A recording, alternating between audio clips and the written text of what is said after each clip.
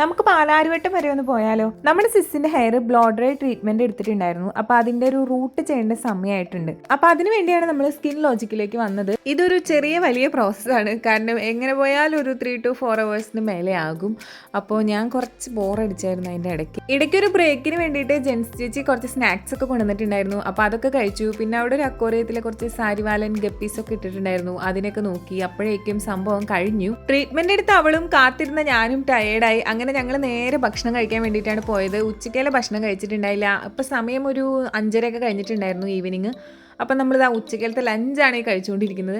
അങ്ങനെ ലഞ്ചൊക്കെ കഴിച്ച് നേരെ ഇറങ്ങി. പിന്നെ ഞങ്ങൾ പോയത് ഒരു ഹാപ്പി സ്റ്റോറിലോട്ടാണ്. ഞാൻ ഇതിന്റെ വീഡിയോസും ഷോർട്സും ഒക്കെ തന്നെ ഇട്ടിട്ടുണ്ടായിരുന്നു. ഒരു അടിപൊളി സ്റ്റോർ ആയിരുന്നു. അങ്ങനെ അവിടുത്തെ കളക്ഷൻസ് ഒക്കെ നോക്കി വന്നപ്പോഴേക്കും കുറച്ച് ലേറ്റ് ആയി. സമയം ഒരു 8 മണിയൊക്കെ ആവാനായിട്ടുണ്ടായിരുന്നു. പോകുന്ന വഴി ഭയങ്കര വെള്ളദാഹം വന്നപ്പോൾ വണ്ടി നിർത്തി ഒരു മുന്തിരി സോഡ ഒക്കെ കുടിച്ചു. ഒരു സോഡയുടെ വെറൈറ്റി പേരാണ് ആത്മാവേ പോ ചാമ്പിക്കോ സോഡ.